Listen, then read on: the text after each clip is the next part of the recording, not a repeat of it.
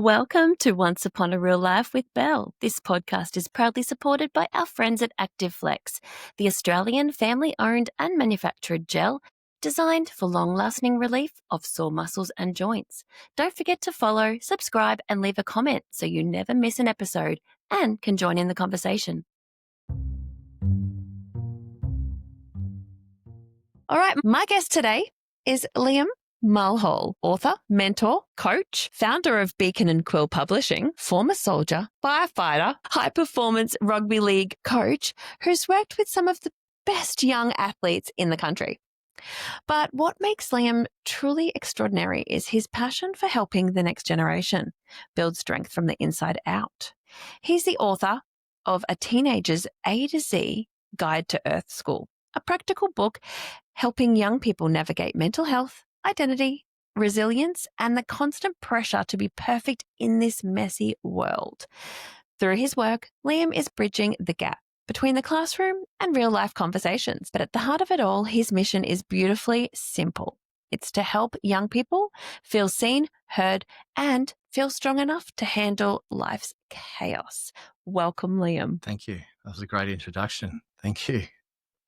I'm glad to have you here. So I've got a copy of your book here. I can't wait to hear all about it. But let's start with a little bit about you, Liam. Tell me about yourself. Where did you grow up? I grew up in Newcastle. I was born at Waratah Hospital and then spent 2 years there. And then my dad was in the military. So I went over to Malaysia for 5 years, come back and pretty much spent most of my life in Ipswich.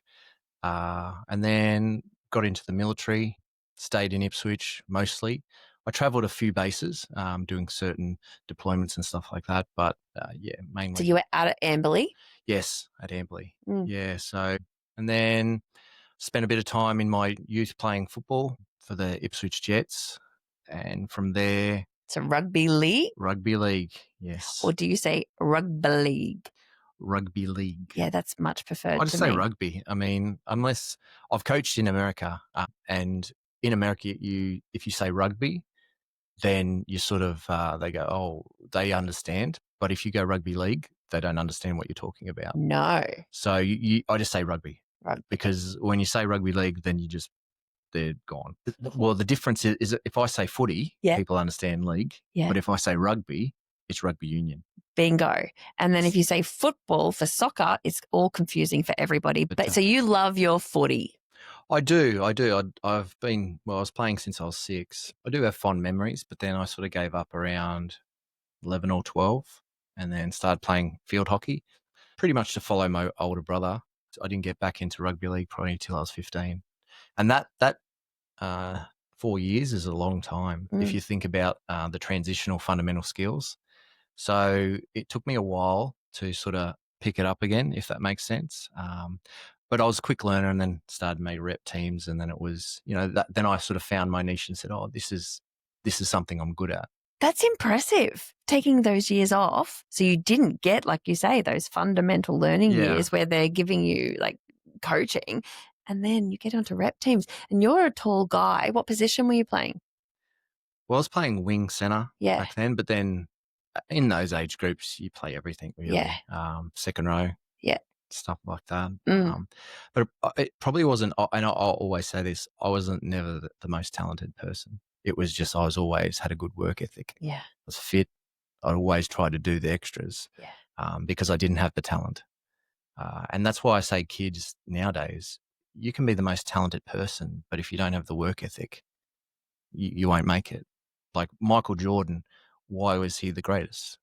Because he had the most amount of talent in the world, but he also had the most work ethic. Focus. So if he was just your normal person, you'd never heard of him. No.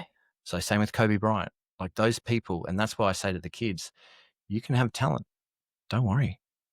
They'll probably fade out because as they progress and through, like I said, I've coached at a reasonable level, like with kids, the good kids that I've seen that keep going on and playing NRL are the kids that pretty much I wouldn't say have zero talent, but they've got great work ethic. They're coachable. They're coachable, yes. And the main thing is they understand that, there's going to be setbacks and what they can do to get better. Yeah. You know, a lot of the kids that have talent, they don't want to hear that. I'm talented. What are you talking to me for? Yeah, I don't need to listen to what you say. Yeah. I've had that many times than I can count. I've had that. And it's kind of frustrating because it's not like I want the best for you. Yeah. So I'm not trying to stop you from going anywhere. Yeah. That's what I want. So if you want to do it on your own, that's great. But you'll get to a point where you'll only get so far. That's the other thing. A lot of kids can burn out too. So if they play it from such a young age and they show some really great talent, some of them burn out. So I guess it does come down to like what your passion is, like how much do you want something? Yeah, exactly. You know? So I did my NRL level 2 and one of our... Is that a coaching course? Yeah, it's an accreditation. So there's 1, 2, 3. Yep. So, and Neil Henry, who used to coach the Cowboys, he was the speaker for the day. And he said that a lot of kids that play at sort of rep footy, they'll go from 13s, 14s, 15s, 16s, 17s, 18s maybe, and they'll play at that high level and they burn out and they go, I don't want to play football anymore. And it's the kids that are like not making the rep teams. They're the ones that keep progressing and end up playing NRL. So it's a highlight that you just keep. I always tell my boys, keep in the grind. Yeah. Keep in the grind. If you get a setback, that's fine. Lessons learned. Like in the military, we always have lessons learned. Something bad happens, and same with the fire service. Something bad happens, lessons learned. What can I do to achieve a better outcome? Yeah. So I tell the kids constantly, like if you work on things, if you work on whether it's being, your footwork, whether on your passing, tackling, most importantly, your fitness, and probably lastly, be a good teammate. I was about to say that is really important. And I probably shouldn't say that it's not in that order either. Yeah. Because being a teammate and being able to learn where to be on the field and where to pass, that kind of thing, and be able to read a play or know your players, hugely important. Yeah. I'm an AFL fan. So I love AFL too. Yeah, that's where I'm thinking, they are when they're on, I'm talking about the Brisbane Lions, when they're on, they are on. Yes. And it feels like they know who's open, where they can kick to. Like same thing. Well, like I said, I'm not massive on AFL. I get the game. The big thing for me was, what is it, Dane Zorko? Zorko. They said, oh, how did you go so well with Geelong this time? And he said, well, we changed our game plan. Yeah. And it's the structures that you play in football. It sort of highlights that it's the same in any game, right? Yeah. In basketball, they have the triangle method or whatever. But he was saying, like, we played a lot of backwards footy the first game when Geelong beat us. But this game, we played all on the front foot. We'll just forward.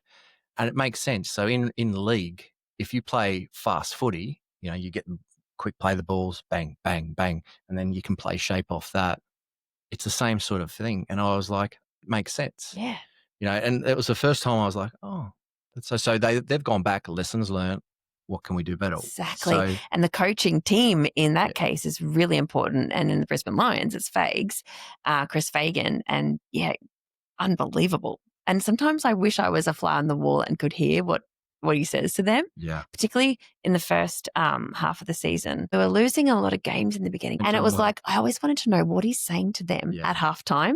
Like, and I know he's not ripping into them. Yeah. I know that. We went to the Coaches Awards a couple of weeks ago and Fags spoke about each player and he spoke about his coaching. And then the guys individually would get up and speak and they would all speak about his coaching. All of them said he coaches with love and an open heart. He does not rip into them. But interestingly enough, Zach Bailey, when he got up and spoke about it, we love Zach Bailey. When he got up and spoke about Fags, he's like, if he's giving us a pep talk, he said, I swear to God, I could run through a brick wall after that pep talk. That's how powerful a coach can be for the team. Yeah. I always look back and what I could do better. As a coach or as a player? Well, both times, but more so in a coach these days. I'm not playing footy, but sometimes I articulate and I talk too much. Yeah.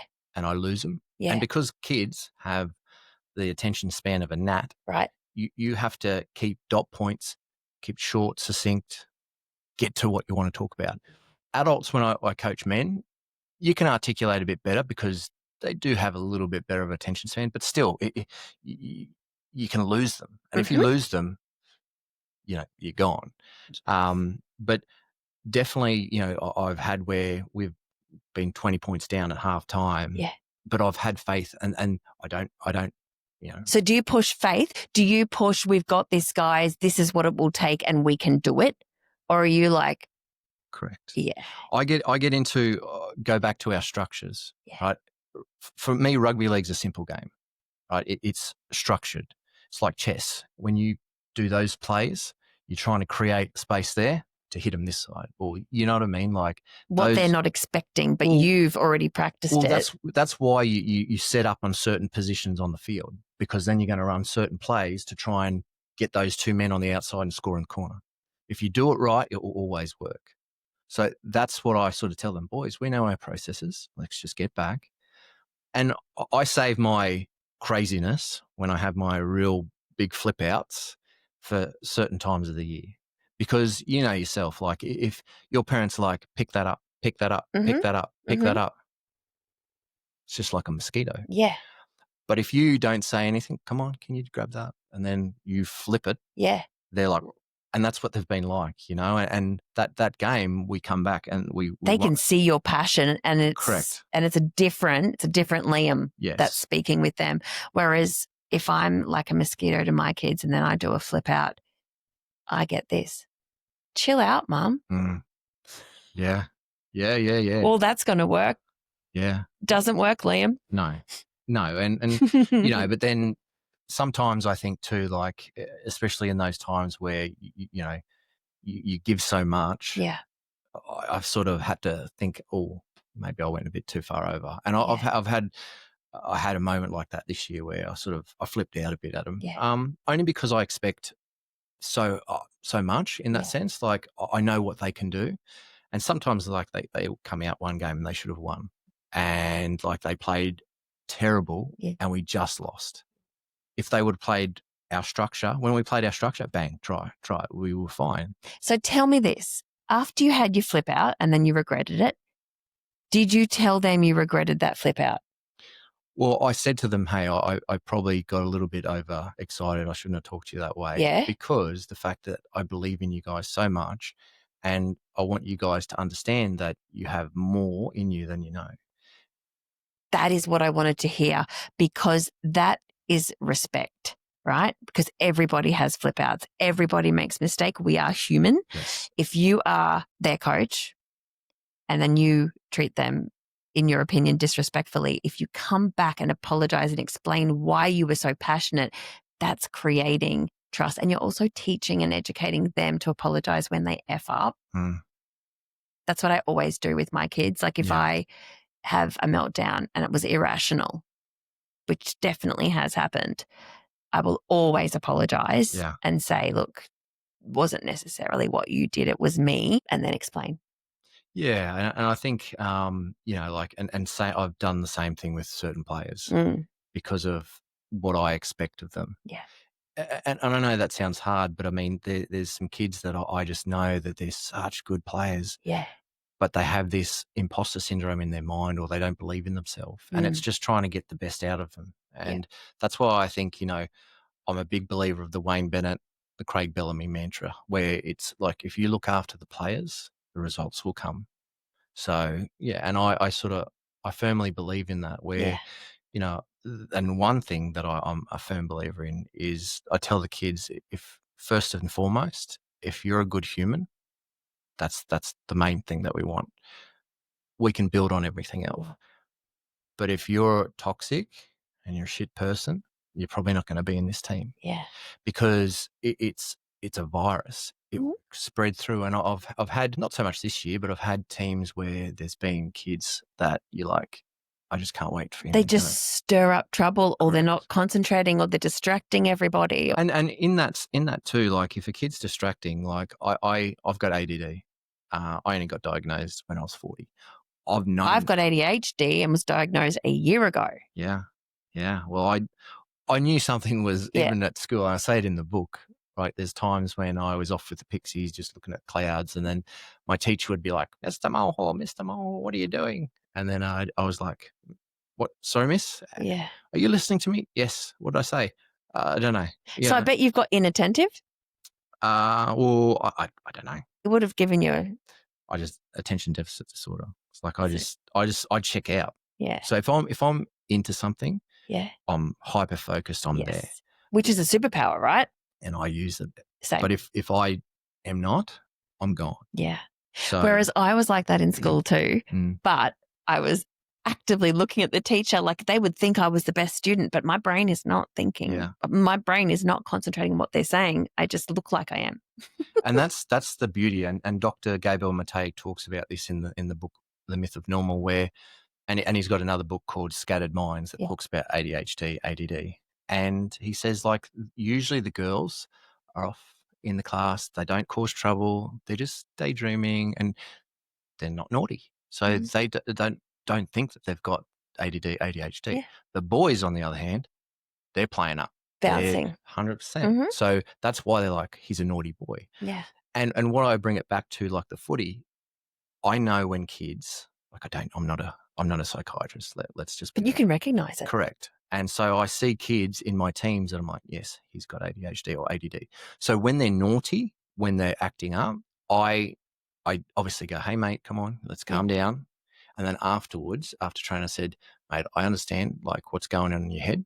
You're a bit scattered, hey, and you, I'm just fidgety all the time. I said, I get it, mate. I said, this is what I think. Like so, and then I talk to the mum or dad, and not that I'm diagnosing them, but I'm like, hey, maybe it's go get them seen or something like that. But I'm a bit more compassionate because other coaches, I go, oh, he's a little shit. He's a little shit. And I'm like, well, he's not. No.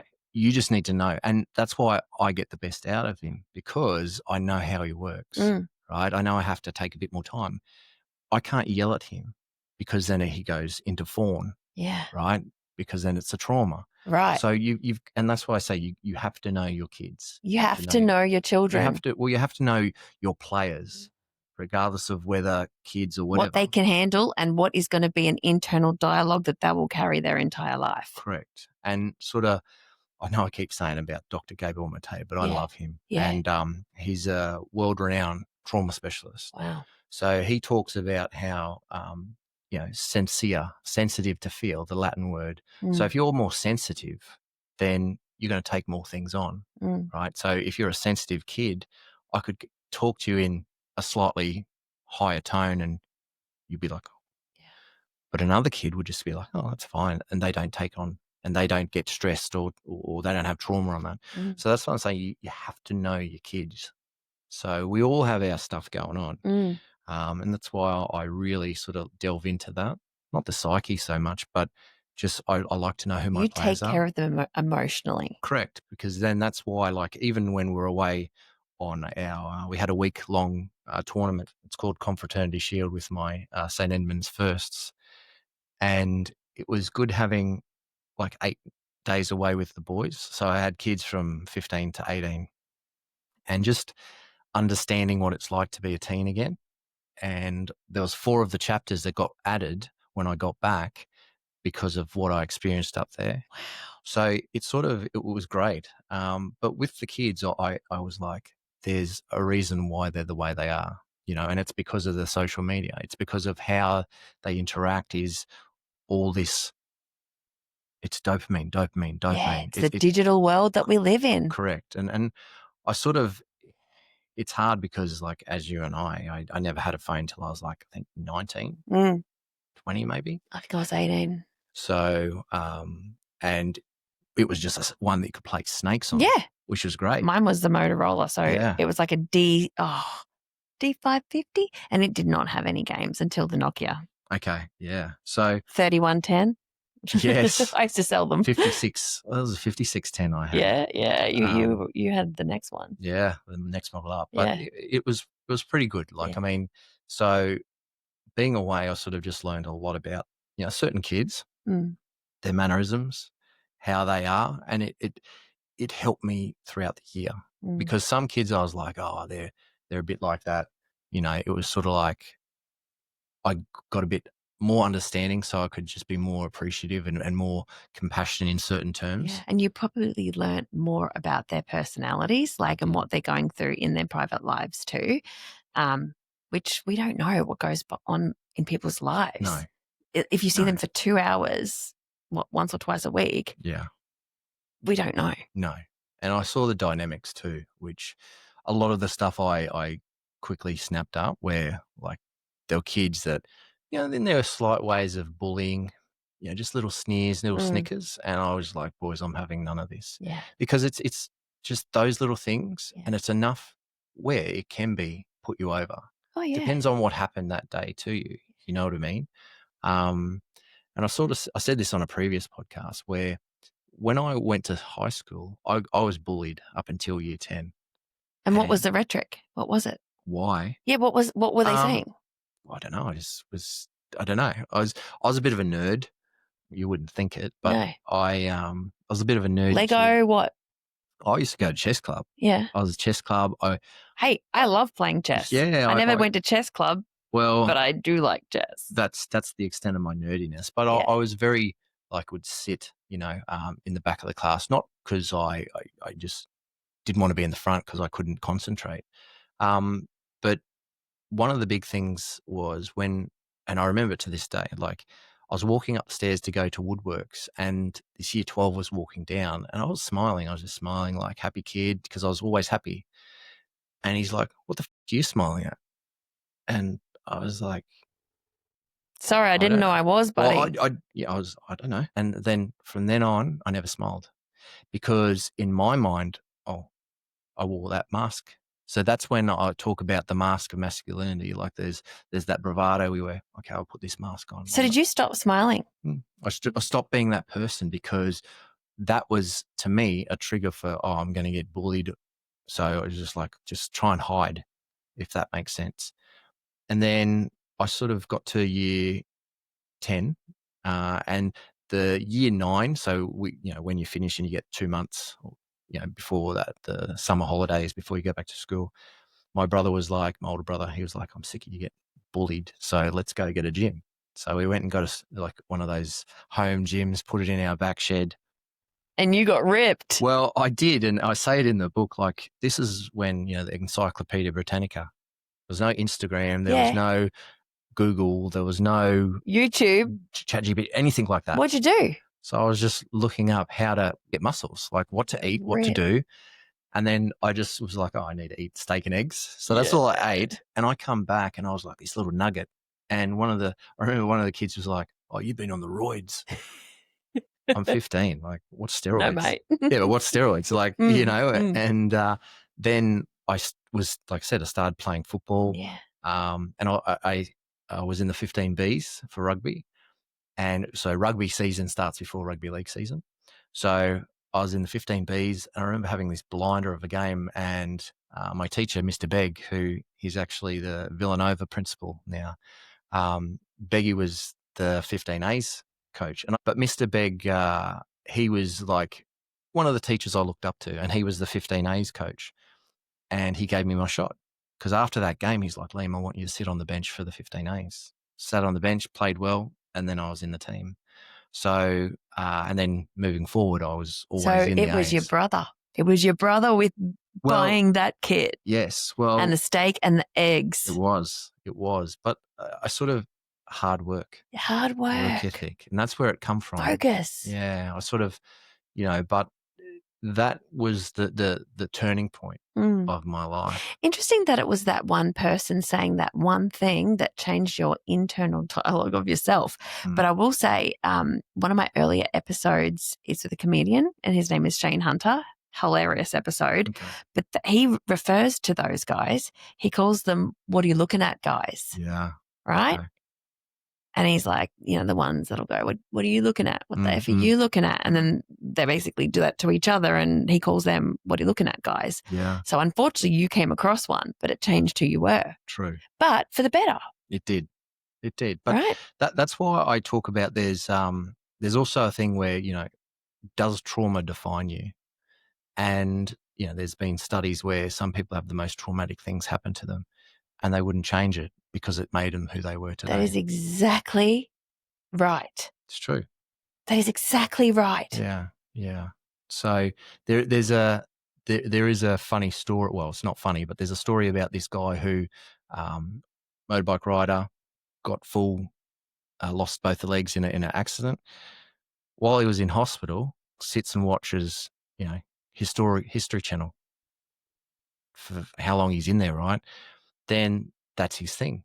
Becomes one of the world's best historians because the fact that he had no legs, and that was what driven him to, this is something actually I'm interested in. Yeah. So if he didn't have that, then he never would have been. Exactly. And everything leads to something. Correct. Another one of my guests, he, that episode is Near Death, New Life. I'm not meaning to promote my own podcast talking to you, but he said he married a woman who was an alcoholic. Mm. And then throughout her time in AA, he joined the Al-Anon, which is for family and friends. Okay, yeah. And he identified so strongly with the 12 steps that he became a psychologist. Wow. So he wanted to understand why that made sense to him. Yeah. That 12-step program resonated so hard, it changed his entire life. Yeah, yeah. Yeah, and so everything happens for a reason. It does. It does. And I believe that. And I mean, whether you want to talk about God, higher power, there's something. There is something. There's something, whether it's the universe. Yeah. There is something that is drawing us to, whether it's each other, how we manifest things. Yeah. I'm a big believer on manifestation. Do you manifest? 100%. I need to start. I keep telling everybody I'll start and then I haven't yet, but I will. I'm going to go to Kmart. I'm going to buy a whiteboard and I'm going to stick it on my wall with some dreams. Yeah. I think, one of the things was when I got out of the military, it was 2008. And I was like, I want to be a fireman. And it was the GFC had happened, so no one was getting in. I'd already applied. I got an email back saying, hey, you've got everything we want, but we're not we're not recruiting. So keep up every year, keep submitting that you want it because you'll be on file. It will last for 3 years. I was like, oh, okay. That's annoying. So, but then I keep praying to God. Every time I went to bed, I was like, I'm going to be a fireman. You're a religious man? Yes. So it was God? Yes. Yep. Yeah, God. And I'd say my prayers. And my religion come from my nan. She would always we'd always go to church Saturday night or sometimes Sunday, but usually Saturday night I'd walk with her, and she was a very God-fearing woman. You have a belief system. Correct. And that's what we need. So whether it's religion or whether it's being a good person or whether it's, taking care of others. Yeah. It doesn't matter. It's whatever you relate to and what makes sense to you and what makes you feel worthy and what makes you feel better. And if it's prayer, bloody beautiful. I used to pray every single night. I used to go to mass with my kids when they were little, but I haven't been for years and I just miss the music.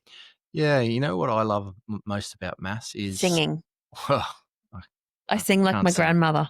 I sound like a cat on a hot tin roof. So do I, but I love it. But I think it's the sermon or is it the homily? Homily, yes. When the priest is talking about what Bible passage you're up to, and then he relates it to the current time. Yeah, but if you've got a good one that can articulate and have funny things, I used to have a really great one when I was living in New Farm. Yeah. But yes, it's one of those things that really draws you in, and I used to love it. But then sometimes for me, it's a bit, I know this sounds woo-woo, but it's that just you can sit with your thoughts. No one's talking to you for a whole hour. Correct. I love that. Correct. Sometimes it's awkward when you have to exchange peace and shake hands and you see. See, I live for that. But that's me because I suppose because I peace be with you. Yes, peace be with you too. And also with you. Yes. I think with me, it's like I used to dread that time because I'm probably, if I'm honest, I'm probably naturally an introvert. So this for me is very confronting. Well, not confronting, but you're getting all my energy. Yeah. Simon Sinek talks about when you wake up with 5 gold coins. This is how the analogy, what he sort of talks about. When you wake up with 5 gold coins, and who you give those coins to throughout the day is your property, right? That's an introvert. An extrovert wakes up with no coins in his bag, but he collects. Now I'm collecting from you, I'm collecting from everyone. He gets his coins from collecting, right? So in this instant, I'm probably giving you all my 5. So I'll probably go home now and I'm actually going for a massage after this, but there'll probably be no talking. If that you makes will sense. need to just cave. Re-energize. Oh, and so many people do. And after seeing me. Well, I would say that for me, it's more that the fact is with the I don't know, with the socials, you know, like even with my footy, like that week was hard when I was away because every day I'm not giving 5, and I'm it's giving high 10 energy. coins. I'm giving 10. So by that end of the week, I literally had to have 4 or 5 days in a cave. Yeah. Like a hobbit or a hermit.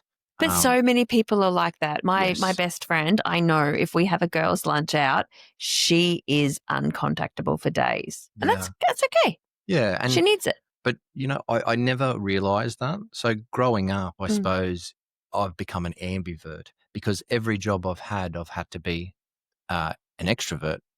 Military, had to be an extrovert.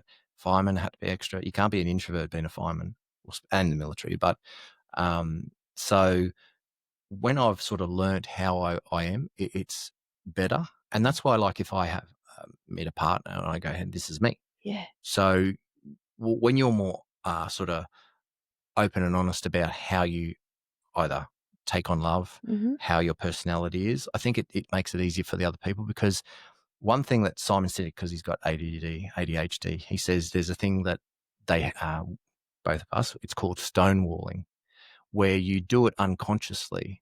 And I've had to really look into that. And I went, that's something that I've done throughout my relationships. Can you give me an example? So stonewalling is when, so say, you know, you come home and my partner's gone, hey, I got a promotion today. And you're like, yeah, okay. I did this and this. And you're like, oh, cool. Yeah. Okay. You're not giving them that what they want.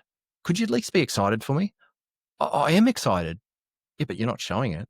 So stonewalling is where, as ADHD, like, it's not that you don't understand emotions or feelings, but you don't understand what they actually really want in that sense. Where if she was all like, hey, I got a promotion today, I'd really love, you know, for you to be a bit more excited. Oh, sorry, I am. I'm so, and that's how he sort of, and when he explains it that way, and I'm paraphrasing here and I probably haven't done it justice, but if you Google it, and I've done that, and I went, wow, that is me. So that's what I've done. So when I look at things like that, it actually really opens my eyes to not only relationships, but how I am in platonic, you know, intimate, and even, you know, with my kids. Like, am I giving them what they need? Because sometimes I might come off a bit, you know, and they're like, oh, Mr. Mulhall, or, you know, he's not being excited about this, or whatever it may be. And it's not that at all. Mad chat, Dad. Yeah. So, you know, I think one of the big things is it's like you just need to know yourself, I think. And that's why I sort of, you know, allude back to the book. There's little bits of wisdom where I try and, if I can get a kid to read it and go, hey, there's a little bit of insight in here, you know, and maybe that helps. It can start a conversation, you know, and that's the whole point of the book. It's a conversation starter between the parents. Well, not even the parents. Like, I had kids that I coached. I went and dropped them up to their school the other day, and they're taking photos of other kids at the school reading the book. And then I was like, oh, what did you get out of the book? And they're like, oh, we all had a mad chat about this topic and that. So that's what had happened. It's starting the conversations. Right. And that is so cool. That is so cool for you to hear. What made you write the book? You've been around kids. You love spending time with kids. Yeah. You coach them. So what made you write this book?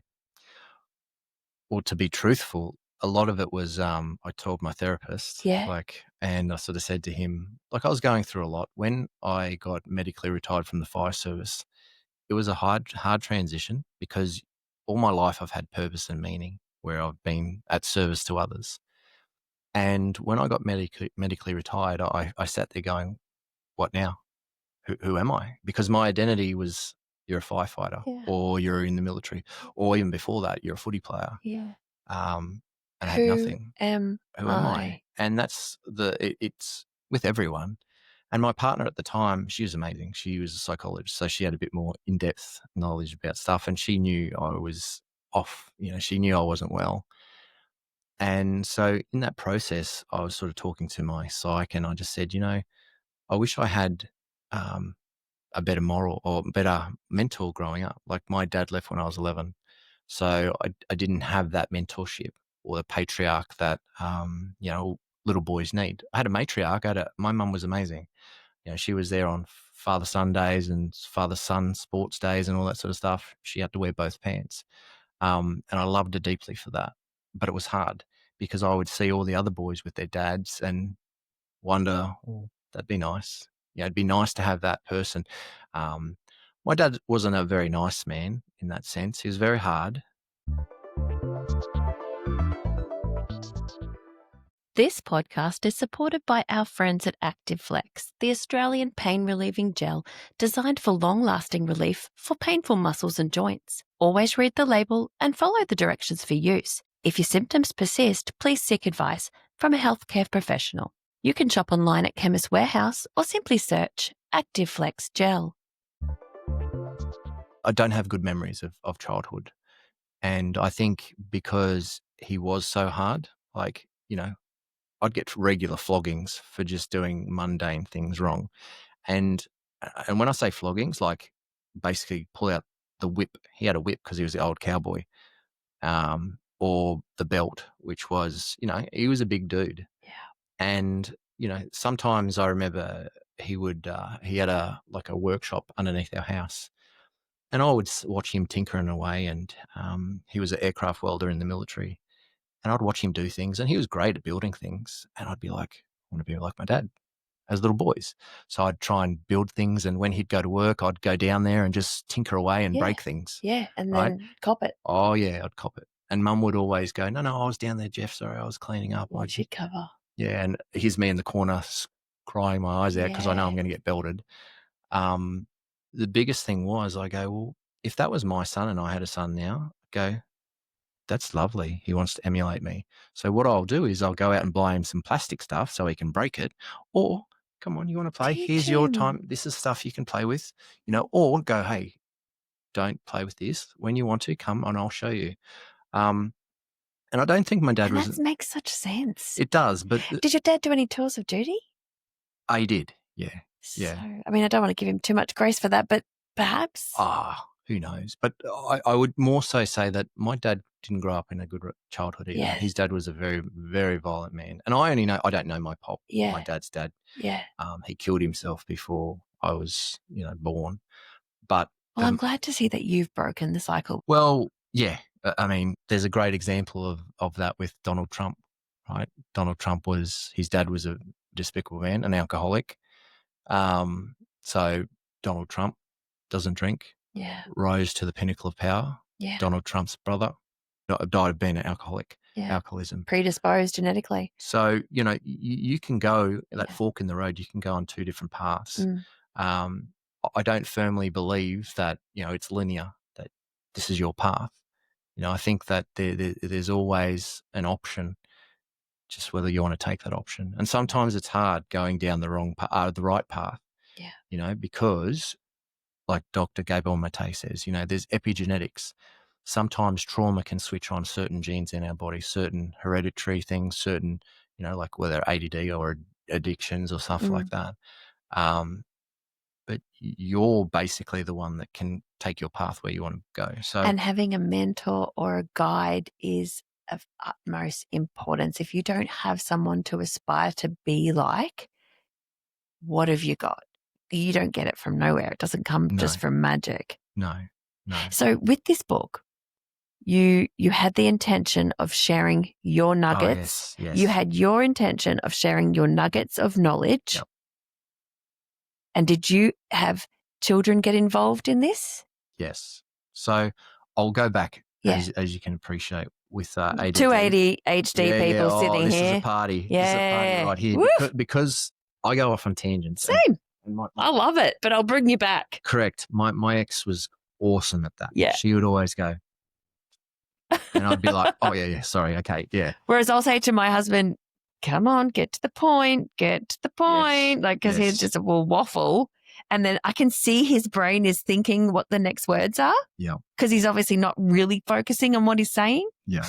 Drives me crazy. So I went to my therapist and I was talking to him about, writing a book because I didn't have that mentorship. And he's like, oh, yeah, it's a good idea. And then I sort of thought, you know what? I'd like to call it a teenager's A to Z guide to Earth School, the life lessons I wish I knew when I was you. And he's like, okay. Like, I don't think he thought I'd actually follow through with it. And then I sat and I slowly chipped away. Didn't tell anyone. You planted the seed. Well, it did. And then I sort of, hyperfocus kicks right in. Correct. And then it was like pretty much 6 or 7 months. And I was like, I had that hyperfocus where I was like, no, I'm going to get this done because I don't want it to be just fictional. Like, oh, I might do this. I might do that. So I was like, no. And it was something that for your, at that stage, mental health, because you were in that, who am I? Suddenly, guess what, Liam? You are an author. Yeah. Not only of this one book, but I know that you've got another one coming. So I've just flicked open to a page. I'm just going to have a look. If you want to do me a favor, like there's 132 is my favorite chapter. It's the last one. This is the most profound chapter to me. That's why I left it till last. And I say this to all the kids because it's one I learned when I was 40. And how I learned it was I read a book by Bronnie Ware called 5 Regrets of the Dying. And to me, it was, like I said, it's most profound because the number one regret that people have on their deathbed is, I wish I lived my authentic life. It's there. I'm going to tell me where and I'll read it. No, tell me where and I'll read it. It's that top page. It says. Do you want me to read it or you? Yes, please. Yes. Okay. So I don't paraphrase. I take it out of context. Okay. We've got a header here. Congratulations, graduate of Earth School so far. Well. Oh, that's my favorite thing. I say that to every single one of my friends when we ring. So now that's how they answer their phones. Yeah. Well. And then we throw in some crazy, what is the cat dragged? Well. Look who stuck around.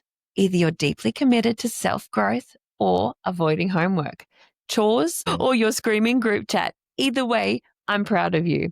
Most people don't make it this far in a book without many pictures. But you saw it through, and that says something. Seriously, though, if you've made it this far, it means something.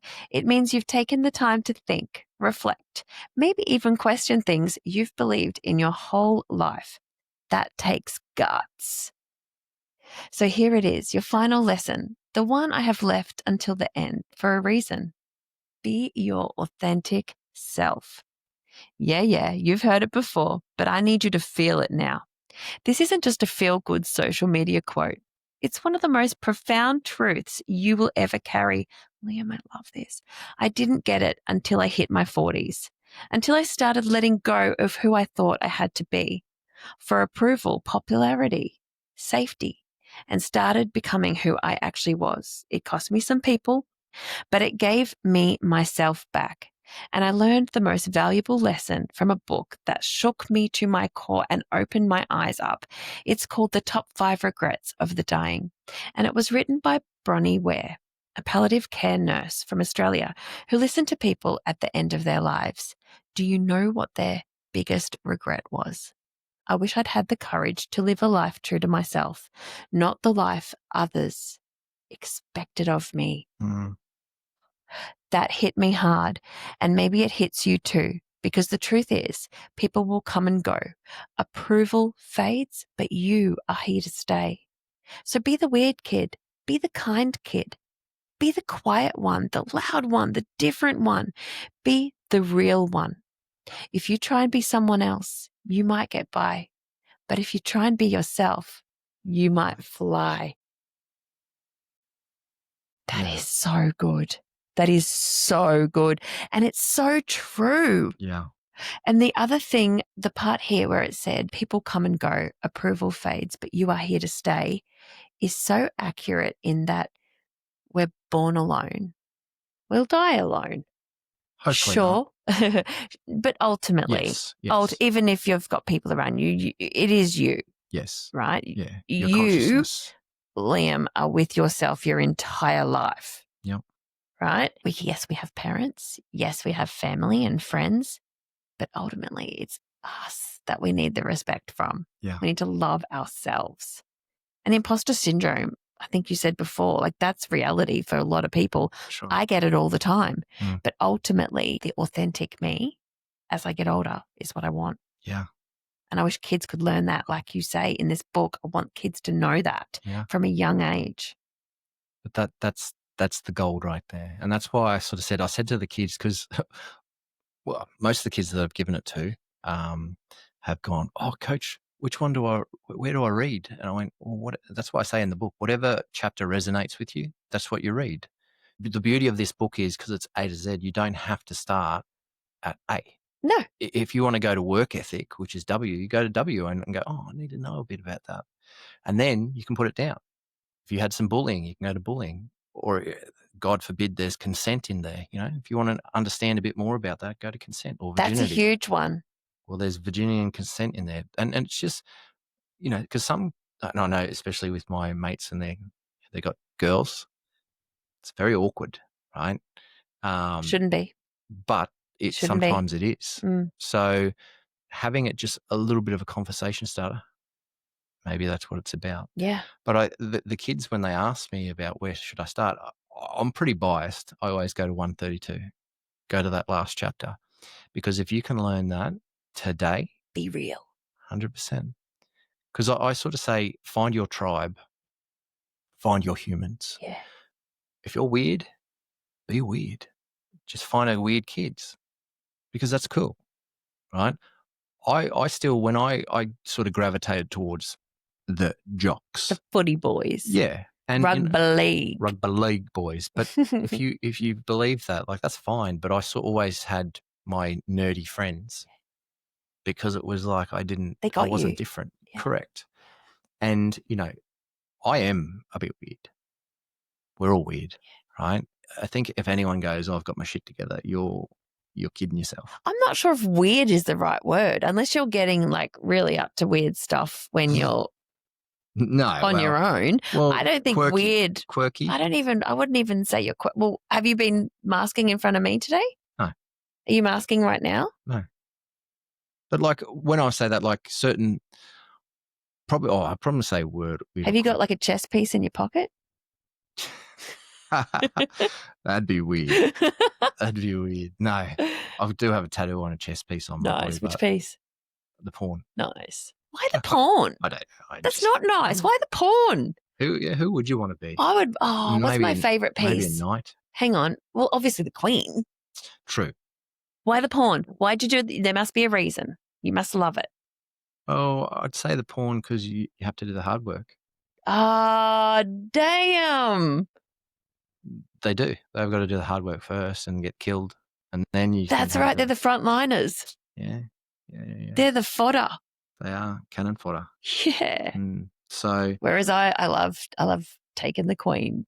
Well, queen's good because she can do everything. Yeah. The king, he's pretty boring. Yeah. He's so lame. So, yeah, I mean, I don't know, but that's sort of the main thing for me. I just sort of articulate with the kids. I've said this time and time again. It's not a silver bullet, but nothing is. No, but what it will do is it can open a conversation where kids can read it. Hey, I get something out of this. Like, put it this way, I've had parents go, wow, I got more out of this than my kids. I'm going to read this tonight. So, yeah, and I've been asked a few times. So there is an adult. So the Earth School, the adult version, will be coming out the end of next year. Oh. So it's pretty much going to be like it's exactly the same A to Z format, but it's going to be more philosophical, more adult structured, because there's a lot of stuff in there that I sort of, I dumbed it down a bit for teens. Yeah. So I'm not going to go into the same content or the extent that I would with an adult. And it's not dumbing it down. No. You related in language teens understand. Correct. Because their frontal lobe is not grown. No.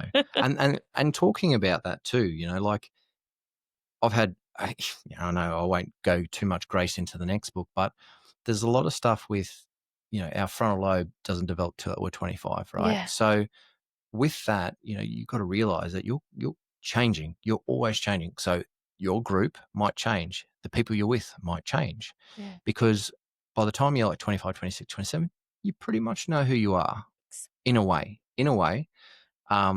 And that's why too, like I've got friends that are going through divorces now because they grew. Not inherently that their partners are bad or anything. They grew. They grew different. They grew apart. Yeah. And if you're not working for that, like you're not and putting in the work. Or growing together. 100%, you know, like, because same thing. You might go, oh, they're weird. They pick their toenails now. Well, they've probably always done it. You probably haven't noticed. Yeah. But now that annoys you. Or they might eat with their hands or whatever it is. But who cares?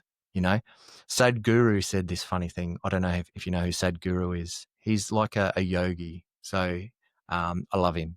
And he wrote a good book called Mystics and Mistakes. But he talks in this that this guy, right, goes to this counselor and goes, I want to break up with my wife. He goes, why do you want to break up with your wife? You've been with her for 16 years. I want to get a divorce. I'm done. I want to get a divorce. He goes, why? He goes, the other day I read a book on table etiquette and she has terrible table etiquette. So I want to get a divorce. You get what I'm saying? Yeah. Because now he understands what table etiquette is. She's been like that the whole way, but he's been fine with it. But now that he's read, she's uncouth. Correct. But in life, because you come into knowledge about X, Y, and Z, oh, now that person isn't your person. Yeah. Well, why? Yeah. So I think that's how we have to look at and view life, right? Exactly. We all grow. We all get little quirks. If that's okay, then that's fine. But you need to be able to adapt and change with that person. Same with friends, you know. But if reason, season, lifetime, correct. I live by that. Yeah. So I have had friends that have meant the absolute world to me for that reason. And perhaps I don't see them anymore. I still love them for what they brought to my life. And what they got season, short time, lifetime. Reason, season, lifetime friends. Yeah. And the other thing, 2 more things I want to say to you. Number 1, you and I both had children with no frontal lobes.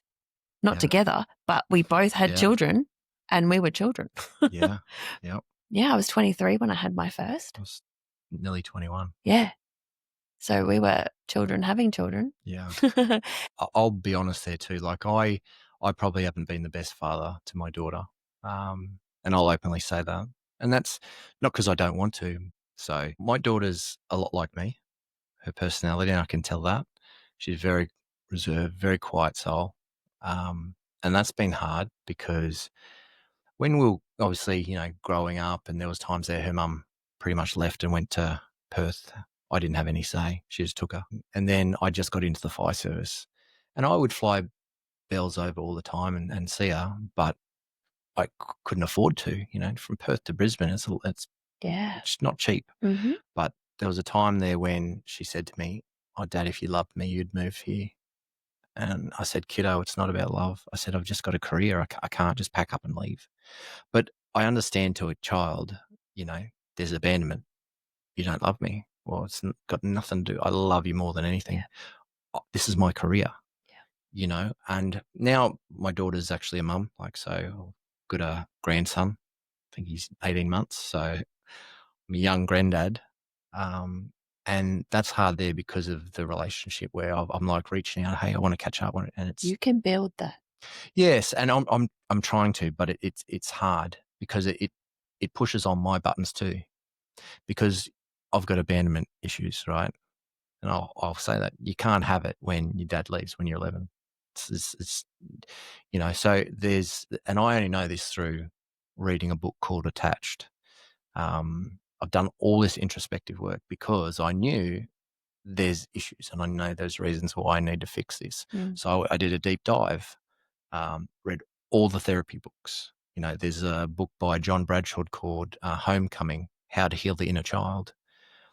And if you understand that, like the inner child, your attachment styles, your love language, you know, there's a little bit of who you are. And that's the big thing that I try and tell these kids. And I talk about it in the book, you know, these books to read. Because if you're a kid and you can go, what? I want to find out a bit about myself and read these books. I'm telling you, you're well on the way to more than 95% of the adults, because adults stick their head in the sand and go, I'm fine. I don't need that. And I've been there, and knowing that, that's been the hard thing, because when I try and reach out to her and go, hey, I want to catch up. Yeah, let's do that. Nothing. You need to keep trying. You just have to book a time and a day and say, I'm coming over. Yeah. Can I come over on this date at this time? Yeah. And then, God damn it, Liam, you turn up. You turn up with a teddy bear. You swoop in. You love and cuddle that grandson. Yeah. That is going to be your door into the heart of your daughter. Yeah. And all right? Yeah. You can heal abandonment. Right? You did not abandon her. You can heal her feeling of abandonment with your love now and your love she sees for the bond between you and your grandson. Just do it. Yeah. Do it. I will. Yeah. So, Great name, Bells. Yeah. Bella. Yep. Love it. It is. So I know you've got a book coming out in December. I cannot wait to read this one. The Boy Who Played with Fire. So will you come back and talk to me when that one's released? I will. That book is pretty special, because it's that book was probably it was in between with the Earth School. It was sort of sitting there, and I had the vision of what I wanted to achieve with this book. And it's a memoir, a fictional memoir. It is a fictional memoir. And it also, one of the things with the books are, a lot of boys, I'd say girls too, but boys I know don't read. So I wanted to keep, it's a fictional novella. So it's I think 156 pages. So if you can read reasonably well, you'll probably get it done in 2 to 3 days. If you're a bit of a slow reader, maybe a week. Yeah. A little bit over a week. And it's a light read, but it's very engaging. And that's what I wanted, because I want more boys to read. Do you know what it might be like? Have you ever read Paulo Coelho's The Alchemist? Alchemist, yes. It's reminding me of this. Yes. Yeah. Not the book, but what you're saying, the journey. Yes. That's my favorite book. I've bought that for so many people. Yes. Yeah. Well, ideally I'd like The Boy Who Played with Fire to be something like that. Yeah. And then hopefully, God willing, that I'm going to look to probably try and get it onto the big screen. I think there's a genuine need for it, because 100%. I already know this story. You've told me what this story is, and I'm already enthralled. And I've already said that I'll play one of the female characters. Yeah, you can. You can be Melanie, his mum.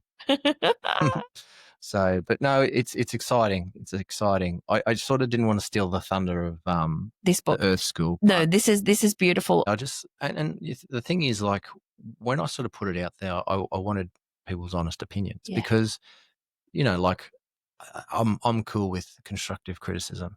If you think it's shit, tell me, because it doesn't hurt me. But yeah, it's one of those things where the book, then the next one.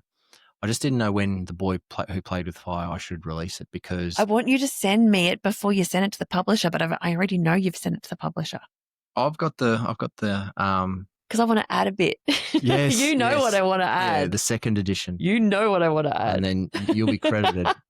Yeah, you'll be credited with that piece. I just enjoy the way that it's cathartic and that I can express myself. I've probably always had that sort of personality, but I've never embraced it. And that goes back to page 132. There you go, 132. Now, before you leave me and go into a cave for a week, can I ask you the very last question I ask all of my guests? Okay. Liam. Yes.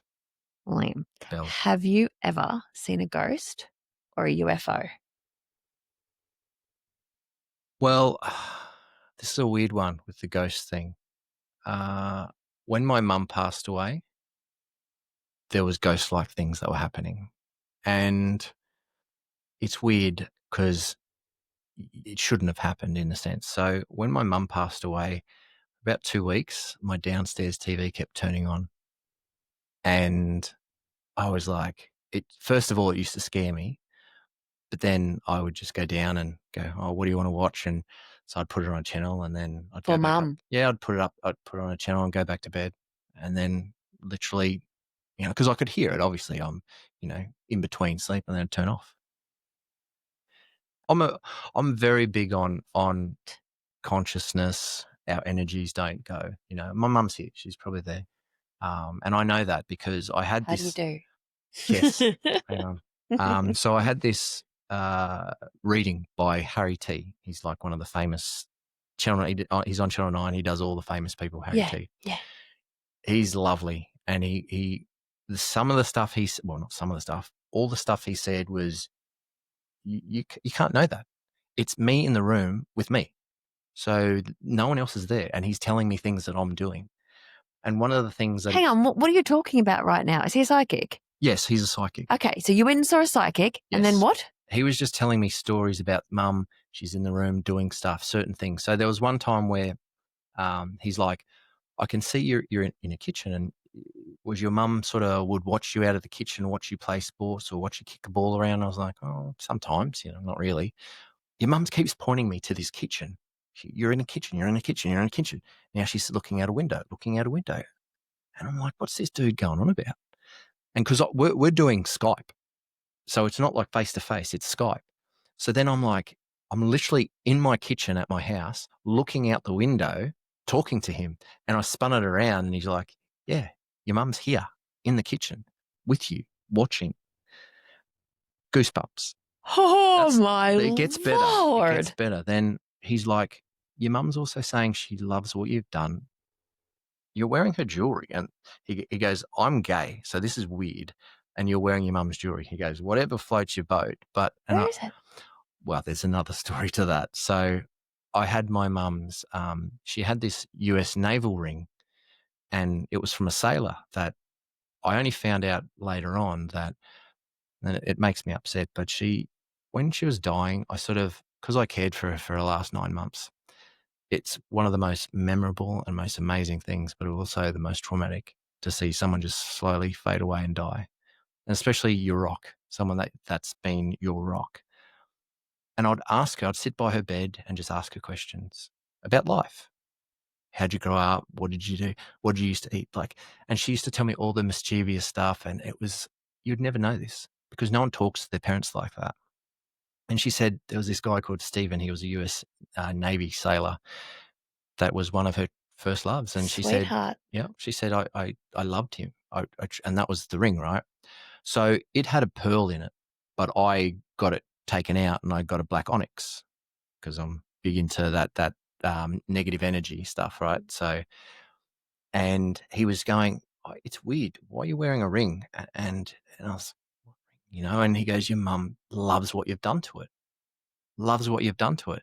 And I was like this. He goes, yeah, your mum's telling me that's her ring. And I was like, well, yeah. How does he know that? He can't see him. So he's psychic. Yeah. This he's amazing. Real. Then he goes on to tell me, he goes, does your mum always talk about there's birds? I can see birds. Like a magpie or a peewee or something, like a black and white is a peewee or a magpie. And I was like, yeah, like at my mum's place where my dog, my toy poodle, I used to put him with her sometimes if I was getting deployed or whatever. Or if I was, when I was getting deployed, I gave it so mum could look after him. And then she would always say, oh, your dog's running out and barking at all these birds. And I sort of told him, oh, this is what the bird is. And he's going, okay, well, your mum's talking to me about this bird, but is it at your window now? I can see this bird pecking at your window. Is there a bird there now? And I was like, oh, there's not a bird here. He goes, it will happen. Right. So I was asleep one morning and I hear this tick, tick, tick, tick. I was like, tick, tick, tick. And then I get up and I pull the blind apart, and there's this little black and white peewee going, ting, ting, ting, ting, from the stand. And I opened the window and I said, hey, mum. And it looked at me and I went, so coincidence? Maybe, yes. But if you believe in energy, no, then the craziest thing had happened. So I know I'm getting a lot of stuff, but then there was one night I was asleep and I wasn't dreaming about mum. I was dreaming about something else, right? And my ear just went cold, like cold as ice. And then I hear in my ear what my mum would say to me, I love you, baby boy. And I just started crying and I woke up. And then I told Harry that. He said, do you know how much energy your mum needs to draw to do that? That took my breath away. So that's my ghost story. Oh, wow. It's not a ghost, but well, whatever. Supernatural. Unbelievable. And I'm glad she did it because it made me just realize that we don't lose them. No. They're not gone. And that's why I sort of, it gives me that peace, and it's given me that peace for the afterlife, even for myself, because I've gone, like anything in the world, like if you think about scientifically, energy, which is what we are, can't be broken down. Everything else, this breaks down over time. Energy can't. It can't. So where's it go? Maybe there's another metaverse, another universe. Who knows? So you definitely need to listen to my episode with Phil Golding, Near Death, New Life. Yes. You're going to eat that up. I swear to God. Can I just ask where the pearl is from the onyx? So I still have the pearl, but what are you going to do with it? Well, it's I don't know. What I need you to do with it is make Belle's a necklace. Okay. All right? Yeah. So you just put that in a pendant, put that in a pendant, just the pearl, and that's from her grandmother. Mm. Yeah, I've never thought of that. Yeah. Doesn't matter if it's real or not. It is real. You put it in a pendant. Yeah. You buy a beautiful gold chain. I've got a jeweler here at Indrapilli. He's amazing. Yeah. Yeah. Something like that, but with the pearl. Yes. You know what I mean? Yeah. And if it's too small, just get him to do a little design around it.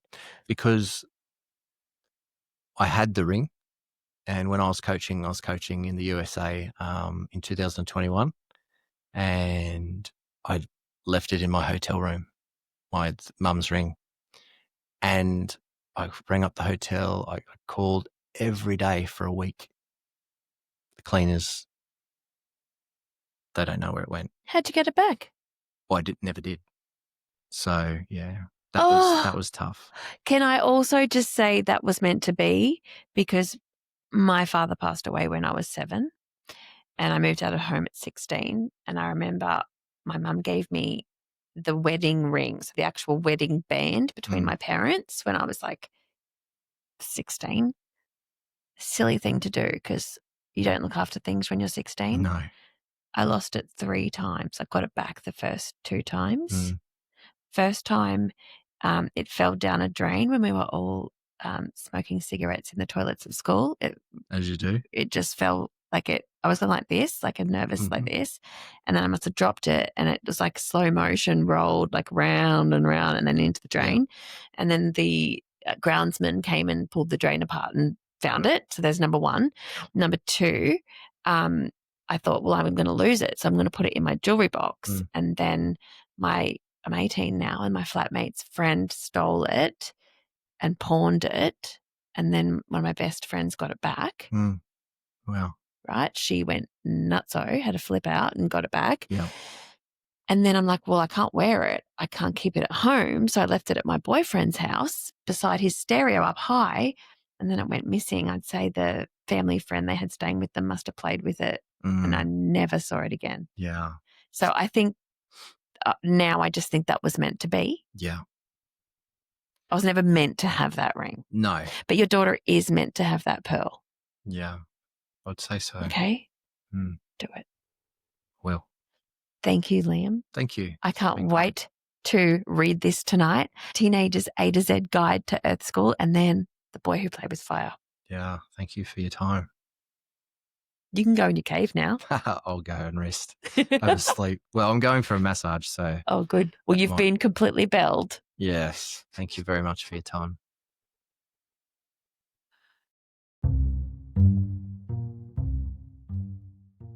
Thanks for listening to Once Upon a Real Life with Belle. This episode was brought to you by Active Flex. Don't forget to follow, subscribe, and leave a comment. And if you loved this episode, go back and check out our previous conversations. There are so many stories you won't want to miss. Thanks again for listening.